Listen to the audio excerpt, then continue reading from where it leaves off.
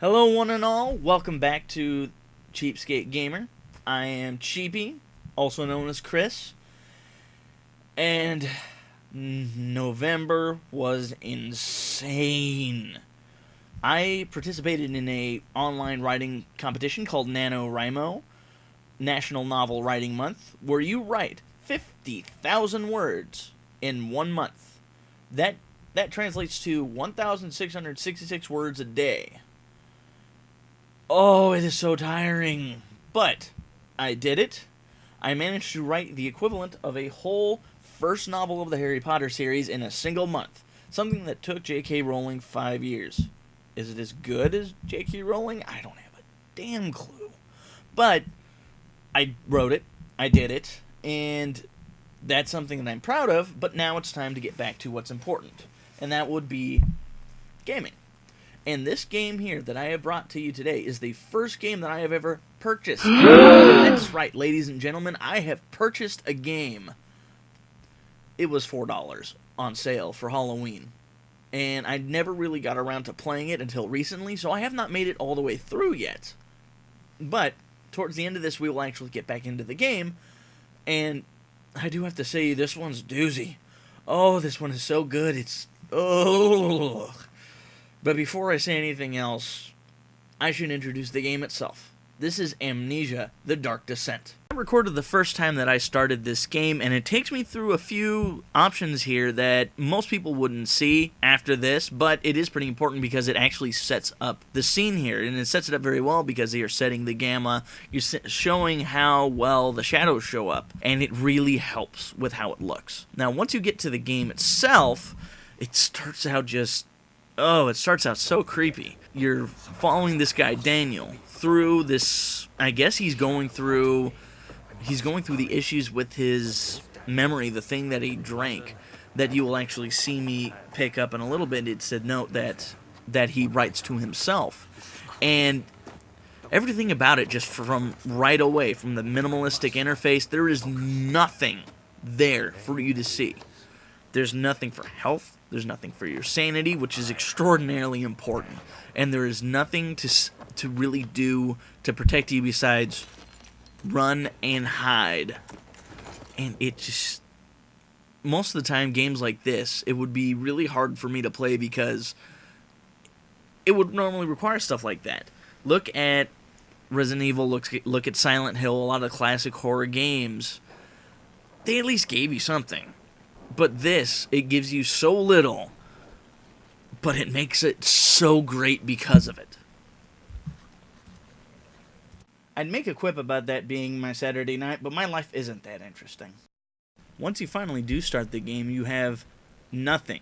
You really have nothing at all. You see me leaning back and forth a little bit just a second ago, and you have me walk through, and there's nothing that you really show there.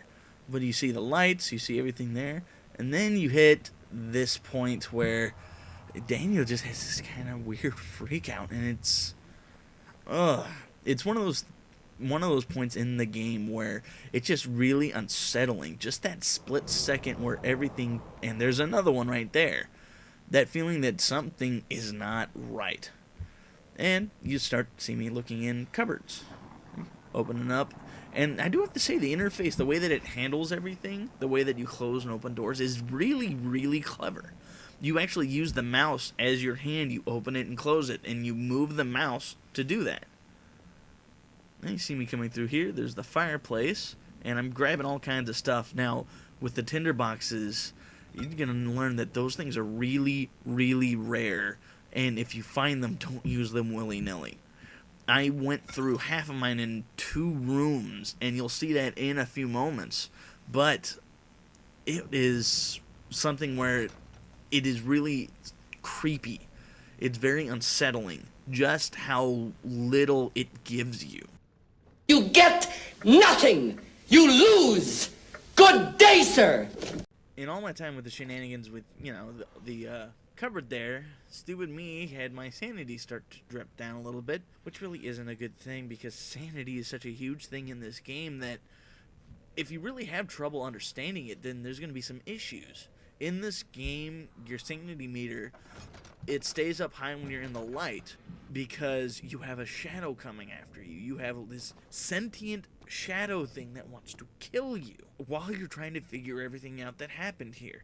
Now, with the note that I'm going to be getting here, it talks about Alexander of Brennenburg and whatnot, but it's the shadows you want to worry about, because anytime you're in a dark place too long, everything starts to screw up around you. Everything starts to shift and move around, and your interface gets screwed up. But even with the interface screwing up, I think the thing that was really probably the best and the worst aspect of this game is just how the atmosphere of it just seems to get to you, and that's the mark of a great game, when even every little sound has you reacting. Every little thing screwing up on you starts to inspire just a little bit of dread in you, and it's terrifying. I have not been this scared to play a game since the first time I played through Silent Hill. And Silent Hill is one of my favorite games of all time. Are there better games? Yes, but when it comes to the horror genre, I am very, very picky. As much fun as I do ever with Resident Evil, it's not scary. Fear, it's not scary. It's fun, but it's not scary. Silent Hill is scary. Dead Space is scary. This game is scary. And it's not just scary in the normal way, but it's scary because it makes you feel helpless. There's a reason why when this game starts, it asks for you to put on headphones, because it so isolates you from everything that's going on around you that you just can't help but feel like you are in so much trouble, that you are going through this. It's not just a game. It's an actual thing that's happening, and it's so unsettling. It's so creepy, and I love it for it. This game is great in just the simple fact that it gets you frightened.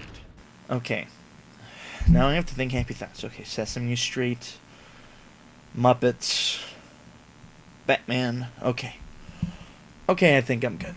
Now this game's worth it. This has been the most fun that I've had in such a long time that has not involved an old game. This is a relatively new game. It's well within the established pay parameters that I put for myself in my first video. It's just great. It's a great, fun game, but that comes with a disclaimer. This game is terrifying. If horror isn't your thing, then stay away from this game. But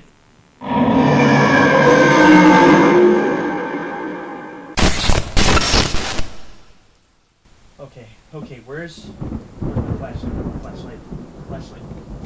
flashlight? Got it! Okay. Oh, dang. What the hell was that? Okay. Damn it. I have to find the fuse box. Oh, God.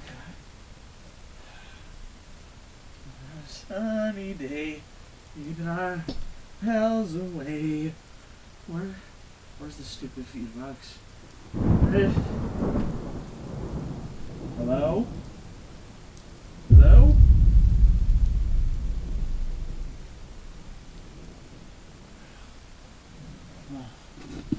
it's not.